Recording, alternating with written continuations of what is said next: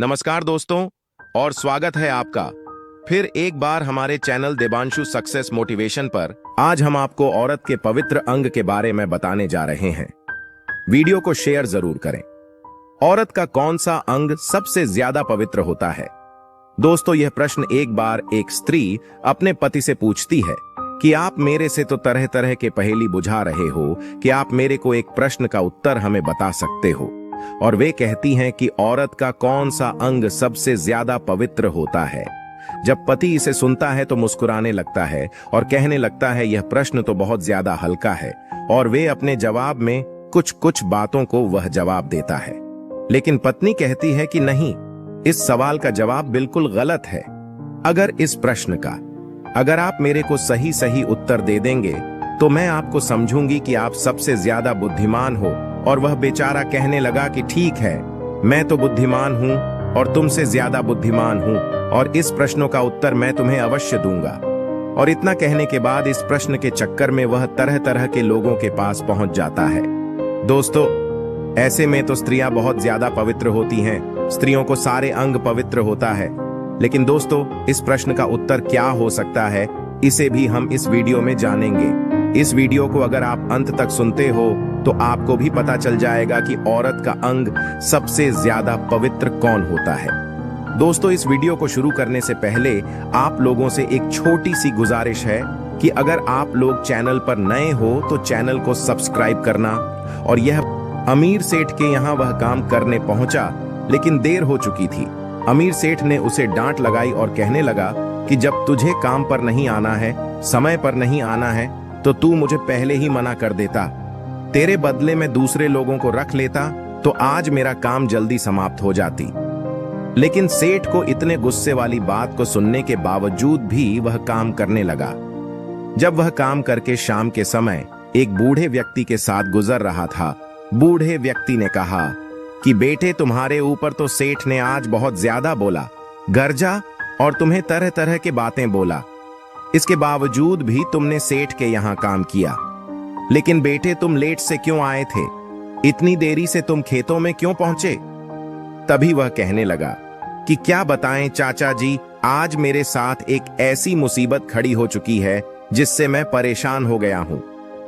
तभी वह बूढ़े व्यक्ति कहने लगे कि बेटे, कौन सी मुसीबत तुम्हारे जीवन में आ गई है जो तुम्हें परेशान कर रही है, तुम्हें आगे बढ़ने से मना कर रही है, तुम्हें कोई भी काम करने नहीं दे रही है? तभी वह कहने लगा कि क्या बताएं बाबा, एक बार हम पति पत्नी दोनों मजाक कर रहे थे। मेरी पत्नी ने मजाक मजाक में मुझसे एक प्रश्न पूछा और कहने लगी कि क्या आप मेरे को इस प्रश्न का उत्तर बता सकते हो? मैं भी उसे मजाक मजाक में यह कह दिया कि मैं तुमसे ज्यादा बुद्धिमान हूं, शक्तिशाली हूं और मैं पुरुष। स्त्री तो कम बुद्धिमान होती है। इसकी वजह से वह बहुत ज्यादा अच्छी सवाल पूछे, लेकिन मैं उसका जवाब नहीं दे पाया। बूढ़े व्यक्ति ने कहा कि बताओ, उसकी क्या सवाल है? तभी वह कहने लगा कि मेरी पत्नी ने यह सवाल पूछा है कि औरत का कौन सा अंग सबसे ज्यादा पवित्र होता है। जो मैं इसका उत्तर बहुत सारे लोगों के पास पूछ चुका हूं, लेकिन इसका कोई भी उत्तर नहीं दे पाता है। बूढ़े व्यक्ति कहने लगे कि बेटे, इसका उत्तर तो मुझे भी मालूम नहीं है, लेकिन मुझे पता है कि इसका उत्तर कौन बता सकता है और किसके पास इसका उत्तर है। तभी वह लड़का कहने लगा कि आप ही बताओ, इसका उत्तर किसके पास मिलेगा और मुझे कहां जाना पड़ेगा? बूढ़े व्यक्ति उसे बताते हैं और कहते हैं कि जंगल में एक बहुत बड़ा कुटिया है, और वह कुटिया रात के समय में खुलती है, और उसी में एक बाबा बैठते हैं, और वह बाबा रात के समय में ध्यान लगाते हैं। जब अंधेरी रात होती है तो वह ध्यान लगाना शुरू करते हैं, और सुबह होते ही उनकी ध्यान खत्म हो जाती है। जैसे उनकी ध्यान खत्म होगी, तुम उनके पास जाना और बैठ जाना। बैठने के बाद उनसे अपनी समस्या का समाधान पूछना हो सकता है। अगर तुम्हारी समस्या उन्हें अच्छी लगी और उन्हें बताने की अगर मौका मिले तो वह तुम्हें अवश्य बता देंगे। लेकिन उनके पास इस सारे प्रश्नों का उत्तर अवश्य होगा। और वे इतना सुनने के बाद वह लड़का अपने घर पर चला जाता है। जाने के बाद उसकी पत्नी कहती है कि आपने आज भी उस प्रश्नों का उत्तर ढूंढ कर लाए हो? वह कहने लगा कि नहीं, मैं तो आज भी उस प्रश्नों का उत्तर ढूंढ के तो नहीं लाया हूं, लेकिन तुम्हें चिंता करने की जरूरत नहीं है, मैं उस प्रश्नों का उत्तर अवश्य ढूंढ पाऊंगा। इतना कहने के बाद वह अपनी पत्नी से कहता है कि मुझे बहुत जोरों की भूख लगी है, मुझे भोजन खिलाओ, और पत्नी उसे भोजन दे देती है। भोजन खा के सो जाता है सोने के बाद, और वह फिर से सेठ के यहाँ काम करने चला जाता है। धीरे धीरे सेठ के यहाँ काम करते रहता है। महीनों गुजर जाने के बाद एक बार वही बूढ़े व्यक्ति उससे पूछते हैं कि बेटे, क्या तुम्हारे प्रश्नों का उत्तर तुम्हें मिल गई है? अगर उस प्रश्न का उत्तर तुम्हें प्राप्त हो गई है तो उसका उत्तर मुझे भी बता दो, मैं भी जानने के लिए इच्छुक हूं। तभी वह कहने लगा कि मैंने वहां तो गया भी नहीं, क्योंकि हमारे पास समय भी नहीं है और हमारे पास पैसा नहीं है। अगर मैं वहां चला जाता तो मेरी पत्नी का खर्च कहां से चलती? इतना कहने के बाद यह बेचारा पति चुपचाप हो गया। जब यह चुपचाप हो गया तब वह बूढ़े व्यक्ति कहने लगे कि बेटे, लेकिन तुम्हारे अंदर उस प्रश्न का उत्तर जानने के लिए ललक हो रही थी, तुम बेचैन थे, जिसकी वजह से मैंने वहां पर तुम्हें जाने को कहा, लेकिन तुम अभी तक वहां पर नहीं गए हो।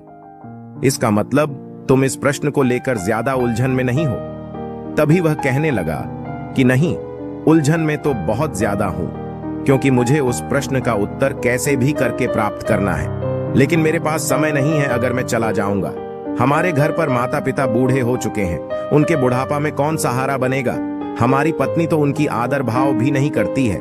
बूढ़े व्यक्ति ने कहा कि चलो, मैं तुम्हारे घर पर जाकर तुम्हारे माता पिता को आदर भाव करूंगा, लेकिन तुम उस बाबा के पास पहले जाओ और इस प्रश्न का उत्तर प्राप्त करके आओ। ये बात सुनकर उस लड़के को लगा कि यह तो बिल्कुल सही बात है। हमारे माता पिता को ख्याल तो ये बूढ़े व्यक्ति रख रहे हैं, और ये जब तक रखेंगे तब तक तो मैं वहां से चला आऊंगा। और वह बूढ़े व्यक्ति को अपने घर तक छोड़ देता है और छोड़ने के बाद वहां पर चला जाता है। जब वहां फिर जाता है तो देखता है कि वहां तो कुटिया है, लेकिन वहां पर झानी बाबा है भी नहीं। लेकिन वह आधी रात का इंतजार करने लगता है। जब आधी रात होती है, झानी बाबा अपने आप आ जाते हैं और ध्यान में बैठ जाते हैं, और ध्यान के साथ साथ वह भी लड़का उनके बगल में बैठ जाता है। जब उनके ध्यान खत्म होने वाले थे तभी सुबह होने वाली थी। सीढ़ी बोल रहे थे, वे बोल रहे थे, जिसकी वजह से उनकी ध्यान खत्म हो गई। जैसे उन्होंने ध्यान खत्म किया तभी इस लड़के पर उनकी नजर पड़ी और वे देखते रह गए।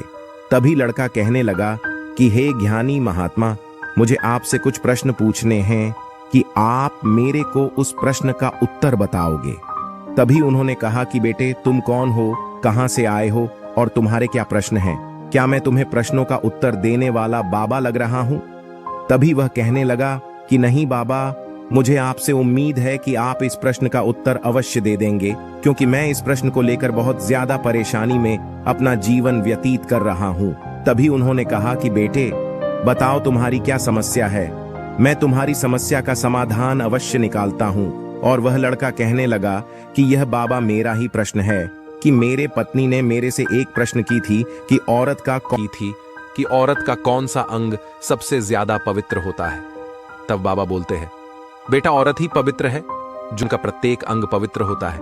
इतना कहकर बाबा चला गया। तो कहानी पसंद आई हो तो वीडियो को एक लाइक करना, चैनल को सब्सक्राइब करने की कृपा कर देना, क्योंकि आपका एक सब्सक्राइब हमारे लिए बहुत ही महत्वपूर्ण होता है। आप सभी का धन्यवाद।